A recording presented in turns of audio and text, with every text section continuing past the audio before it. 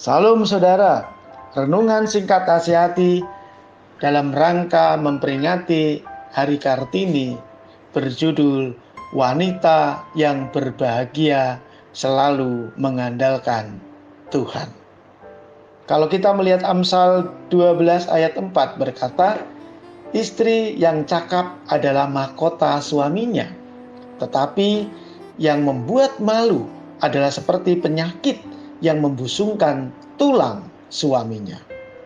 Kalau kita melihat kembali dalam Amsal 21 ayat 9 berkata demikian, lebih baik tinggal pada sudut sotoh rumah daripada diam serumah dengan perempuan yang suka bertengkar. Apa yang menjadi atau yang membuat kita bahagia? Pernikahan tanpa cinta, mana mungkin bisa bahagia. Cinta tanpa uang, wah ini pun juga mana mungkin bisa bahagia. Uang tanpa kesehatan, mana bisa bahagia.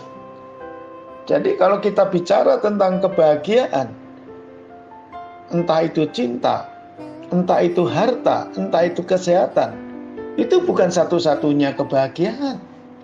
Namun tidak memungkiri bahwa manusia mencari kebahagiaan pada hal-hal yang kita katakan tadi, yang sewaktu-waktu bisa hilang.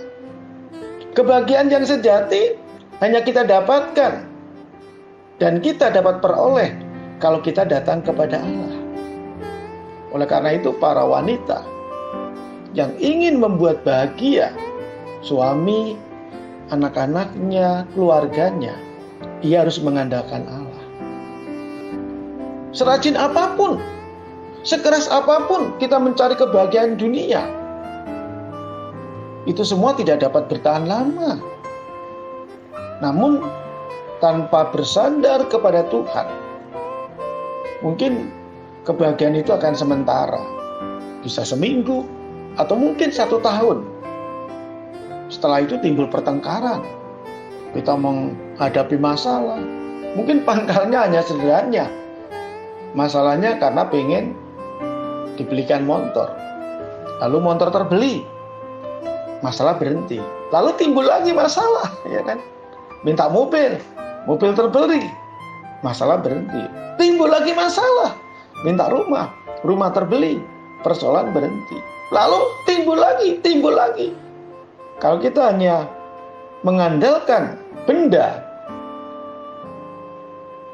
itu tidak akan membuat kebahagiaan. Benda, harta tidak akan pernah memberi kebahagiaan yang sejati. Oleh karena itu, jangan pernah para wanita yang takut akan Tuhan, engkau mengandalkan hartamu, engkau mengandalkan kekayaanmu, kita nggak akan bahagia. Lalu apa yang dapat membuat kita bahagia? Salomo, ya kita kenal Salomo, dia seorang yang kaya. Ia telah mengadakan observasi kebahagiaan dengan menggunakan kekayaannya. Dia menikahi banyak wanita. Namun ia tidak pernah menemukan kebahagiaan yang sejati. Akhirnya ia dapat menyimpulkan bahwa Allah lah yang mengaruniakan kebahagiaan sejati itu kepada orang-orang yang menyenangkan, kepada orang-orang yang mengandalkannya. Ia akan mengaruniakan kebahagiaan itu. Jika kita mau mengikutnya, kita beroleh sukacita yang besar dalam hidup kita, bahkan dalam keluarga kita, bahkan dalam pekerjaan kita.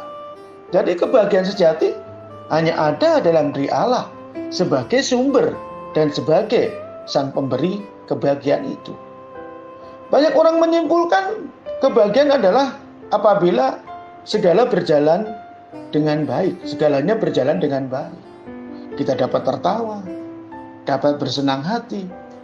Ada juga yang mengatakan yang membuat bahagia adalah mempunyai uang banyak, makan enak, menempati rumah yang mewah, memakai busana yang indah, memiliki kebebasan untuk melakukan apapun saja yang kita kehendaki. Orang seringkali mengidentifikasikan kebahagiaan dengan kesenangan. Padahal saudara, kesenangan itu hanya sekuil dari kebahagiaan. Orang yang menikmati kesenangan belum tentu menjadi orang yang bahagia. Tetapi orang yang bahagia pasti akan menikmati kesenangan. Mengapa banyak rumah tangga tidak bahagia? Mungkin ini menjadi perenungan bagi kita, bagi para wanita yang sudah berumah tangga. Mungkin tidak ada yang mau mengalah. Mungkin suami selalu menindas pasangannya atau sebaliknya. Mungkin suami selalu memaksa istrinya untuk mengikuti egonya atau sebaliknya. Memaksa pasangannya selalu membahagiakan dirinya, selalu bertengkar tentang hal-hal yang sepele. Jika kebencian dibahas dengan kebencian, pasti tidak menimbulkan kebahagiaan.